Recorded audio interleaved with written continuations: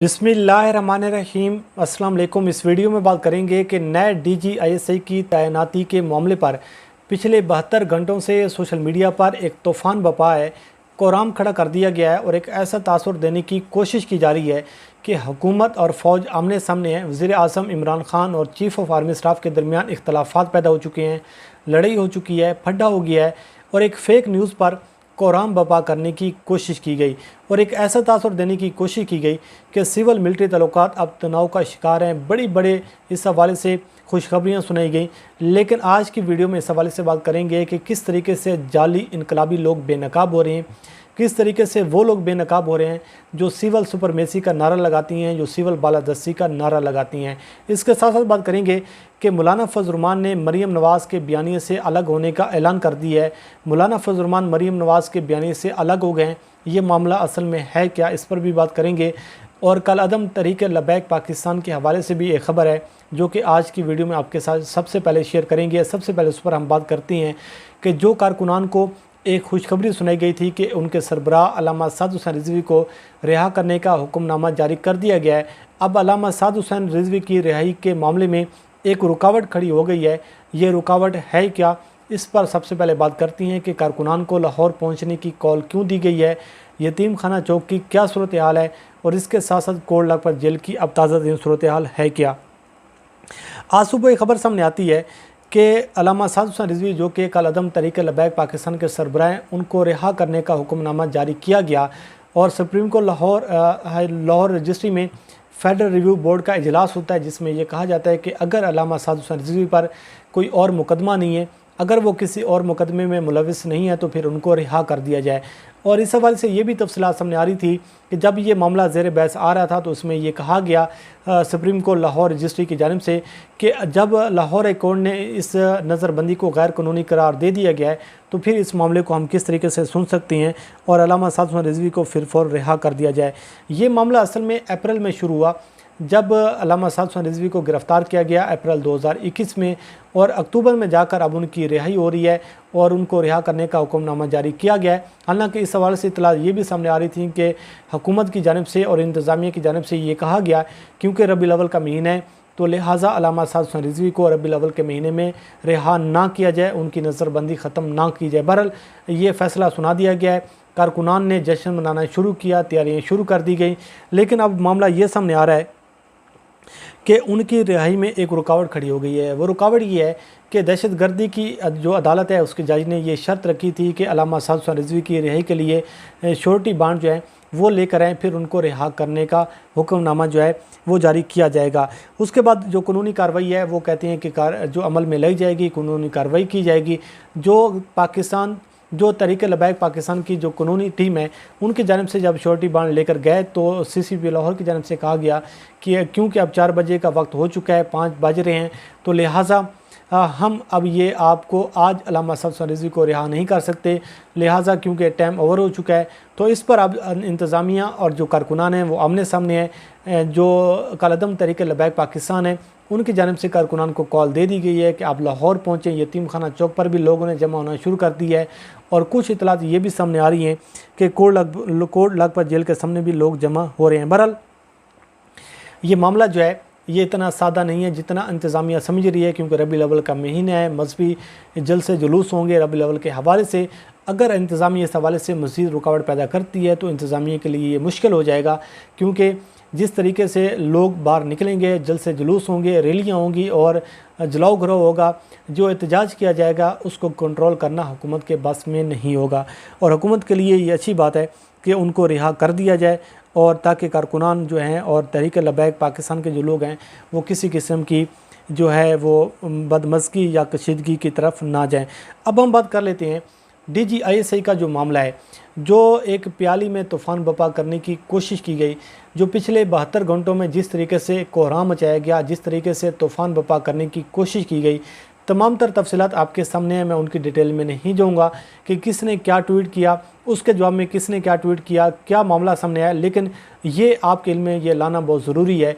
कि जो मुस्लिम लीग नून का साफ़ती जो ग्रुप है, जो उनके हमायती साफ़ती बरादरी है, जिनकी जानिब से ये मामला हाईलाइट किया गया, जिनकी जानिब से ये मामला रेज़ किया गया, उन्होंने ये थोड़ा सा तासुर देने की कोशिश की कि क्योंकि नए DGISI का जो नोटिफिकेशन PM ऑफिस से जारी नहीं हुआ, तो इसको बुनियाद बनाकर ये तासुर देने की कोशिश की गई कि क्योंकि वो कुछ लोगों की जानिब से कहा गया कि इमरान खान साहब और चीफ़ ऑफ आर्मी स्टाफ के दरमियान इख्तलाफात हैं,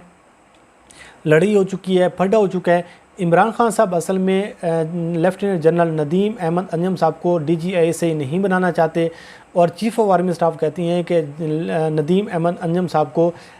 DGISI बना दिया जाए। तो इस मामले पर तनाव है, इस मामले पर इख्तलाफात हैं। लेकिन इस मामले का ड्रॉप सीन ये होता है कि ये ऐसा नहीं है कि अगर उनके दरमियान इख्तलाफात हैं, फिर ये भी कहा गया कि जो कौमी सलामती का इजलास होना है, उस इजलास में आपको वाज़ेह हो जाएगा कि ये इख्तलाफात कितनी ज़्यादा शिद्दत इख्तियार कर चुके हैं। वो इजलास भी हुआ, उसमें 30 से 35 लोगों ने शिरकत भी की, लेकिन ये मामला जो है जिस तरीके से उछाला गया वो उस तरीके से जो है नज़र नहीं आ रहा। एक फ़ेक न्यूज़ पर जो है प्याली में तूफ़ान बर्पा करने की कोशिश की जा रही है। जो चीज़ें मैं आपके सामने रखना चाहता हूँ उसका एंगल ये है, वो अलग चीज़ें ये हैं कि ठीक है, एक लम्हे के लिए हम ये तसव्वुर कर लेती हैं, एक लम्हे के लिए मान लिया जाता है, एक लम्हे के लिए जो मौक़िफ़ सोशल मीडिया पर 72 घंटों में अपनाया गया उसको तस्लीम कर लिया जाता है कि जी हुकूमत और फ़ौज के दरमियान इख्तलाफात हैं। वज़ीर आज़म इमरान खान साहब किसी और को आर्मी चीफ़ लगाना चाहती हैं, चीफ़ ऑफ आर्मी स्टाफ किसी और को लगाना चाहती हैं। तो फिर इसका मकसद तो ये हुआ कि जो आप नारे लगाती हैं सिविल सुपरमेसी के, जो आप सिविल बालादस्ती के नारे लगाती हैं और कहते हैं कि जी सियासत में फ़ौज की मुदाखलत को बंद होना चाहिए, फिर आप तो खुश होना चाहिए। आपको तो वज़ीर आज़म इमरान खान के साथ खड़ा होना चाहिए था, आपको तो इमरान खान का दस्ते बाजू बंद कर ये जंग लड़नी चाहिए थी, और आपको तो इमरान खान का साथ देना चाहिए था कि जी आज ये पहला वज़ीर आज़म है जिसने चीफ़ ऑफ आर्मी स्टाफ को आंखें दिखाई हैं, जो फ़ौज के सामने खड़ा हो चुका है, और वो कहते हैं कि जी मैं नोटिफिकेशन जारी नहीं करूँगा। लेकिन आप ऐसा नहीं करें। आप क्या करें? आप कौमी सलामती पर हमले कर रहे हैं, आप भारत को अपना नैरेटिव बेचने की कोशिश कर रहे हैं, आप भारत को कंटेंट देने की कोशिश कर रहे हैं। आप असल में ये कह रहे हैं कि जी देखें खुशियाँ मनाई जा रही हैं कि जी अब तो सिविल मिलिट्री तल्लुकात तनाव का शिकार हैं, अब तो फटा हो चुका है, अब तो ये हो जाएगा, अब तो वो हो जाएगा, और अपनी ख्वाहिशात की तकमील के हवाले से अब लोगों को खुशखबरियाँ भी सुनाई जा रही हैं कि देखें जी अब ये मामला ज़्यादा नहीं चलेंगे। हम नहीं कहते थे कि ये मामला जो है ज़्यादा देर नहीं चलेंगे, लेकिन मामला ये है कि सवाल आप पर ये पैदा होता है कि जो आपने PDM बनाई, जो आप कहते हैं कि मुल्क में जमहूरियत नहीं है, आप कहते हैं डिक्टेटरशिप है, पाकिस्तान की जो सियासत है वो आज़ाद नहीं है, लेकिन आज आपने क्या साबित किया? आपने ये साबित किया कि आपको सिविल बालादस्ती का दर्द नहीं है, आपको असल जमहूरियत का दर्द नहीं है। आपको दर्द इस चीज़ का है कि आपने इमरान खान के बुक्स में ये मंजन बेचना है, आपने मुहिम चलानी है,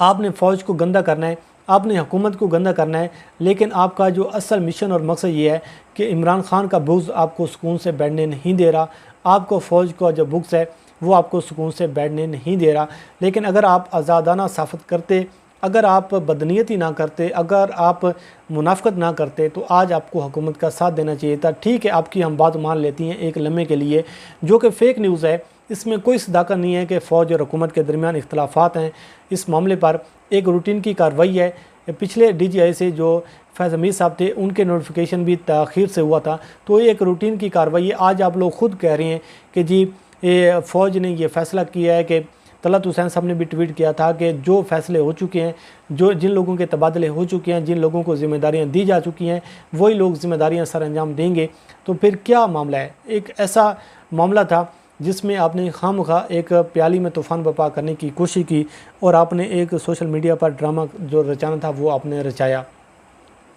अब आखिर पर हम बात कर लेते हैं कि जो मौलाना फजल रहमान के हवाले से बात है कि मरीम नवाज़ के बयान से अलग हो गए हैं। आज मौलाना फजल रहमान की मुलाकात हुई है शहबाज शरीफ के साथ, और जब उन्होंने प्रेस कॉन्फ्रेंस की है तो उसमें उन्होंने कहा है कि अब हम संजीदा होकर हुकूमत को टफ टाइम देने के हवाले से कोशिश कर रहे हैं, और 16 अक्टूबर को जलसे का ऐलान किया गया है। उसके साथ साथ एक और भी जलसा इसी अक्टूबर में करने का ऐलान किया गया है। लेकिन जो सवाल ये पैदा होता है कि वो मरीम नवाज़ जिनके हर फैसले को, जिनके हर जो एक बयान है, जो नैरेटिव है, उसको शेल्टर देने के लिए मौलाना फजल रहमान पेश होते थे, और मौलाना फजल रहमान ने हर मुश्किल वक्त में मरीम नवाज़ का और नवाज़ शरीफ का साथ दिया। लेकिन आज वो शहबाज शरीफ के साथ खड़े होकर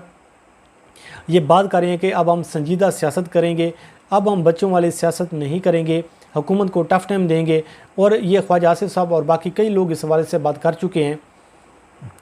कि مریم نواز کا جو نیریٹیو ہے اس میں شدید ترین اختلافات ہیں، اس پر پارٹی میں بھی تقسیم ہے، شریف خاندان کے اندر بھی تقسیم ہے،